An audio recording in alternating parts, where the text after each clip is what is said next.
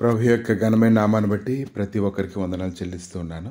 సామెతలు 1:20 నుంచి, జ్ఞానము వీధులలో కేకలు వేయుచున్నది, సంత వీధులలో బిగ్గరగా పలుకుచున్నది, గొప్ప సందడిగల స్థలములలో ప్రకటన చేయుచున్నది, పురద్వారములలోనూ పట్టణములోనూ జ్ఞానము ప్రచురించుచు తెలియజేయుచున్నది. ఎట్లనగా, జ్ఞానం లేని వారులారా, మీరెన్నాళ్ళు జ్ఞానం లేని వారుగా ఉండగోరుదురు. అపహాసకులారా, మీరెన్నాళ్ళు అపహాస్యం చేయుచు ఆనందింతురు. బుద్ధిహీనులారా, మీరెన్నాళ్ళు జ్ఞానం నశయించుకొందురు. నా గద్దింపు విని తిరుగుడి, ఆలకించుడి. నా ఆత్మను మీ మీద కుమ్మరించుదును, నా ఉపదేశం మీకు తెలిపెదను. నేను పిలువగా మీరు వినకపోతిరి, నా చేయి చాపగా ఎవరిని లక్ష్య పెట్టకపోయిరి. ఈరోజు ప్రభువు మాట్లాడుతున్నటువంటి మాటలు మనం ధ్యానిస్తూ ఉండేటప్పుడు, ఈరోజు ప్రభువు మన మేలు కొరకు మనకి క్షేమం కలుగునట్లుగా ఆయన మనల్ని నడిపించాలని కోరుకుంటూ ఉన్నారు. ఎందుకంటే మనుషుని యొక్క జీవితంలో అనేక రకాలైన ఉపద్రవాలు కాచుకొని ఉంటూ ఉన్నప్పుడు, దుష్ట సంబంధమైనటువంటి సన్నిధి ప్రతి ఒక్కరికి వ్యతిరేకంగా పనిచేస్తూ ఉన్నప్పుడు, వాటన్నిటిలో నుంచి తప్పించుకోవడానికి ప్రభు ముందుగానే తనకి ఉద్దేశంలో, ఆలోచనలని హృదయంలో పెడుతూ ఉన్నారు.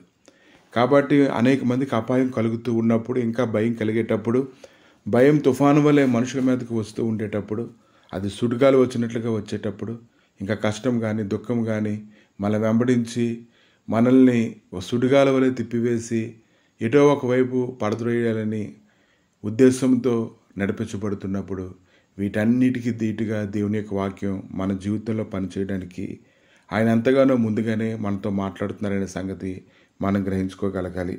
కాబట్టి జ్ఞానము వీధులలో కేకలు వేయుచున్నది, సంత వీధులలో బిగ్గరగా పలుకుచున్నది.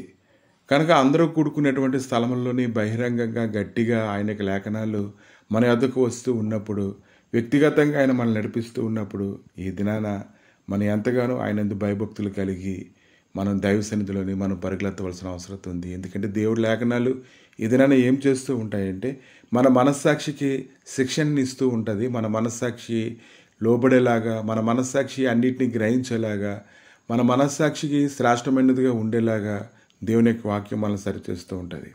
కనుక ఎప్పుడైతే దేవుని యొక్క వాక్యం మన హృదయంలోనికి వస్తుందో, మన మనస్సాక్షి పనిచేయడం ప్రారంభిస్తుందో, దుష్ట సంబంధమైనటువంటి సన్నిధిని మనం ఎదుర్కోవడం ప్రారంభిస్తుంటాం. మన మనస్సాక్షి స్థిరముగా మనం నడిపించడం అనేది మనకు తోడుగా ఉంటుంది.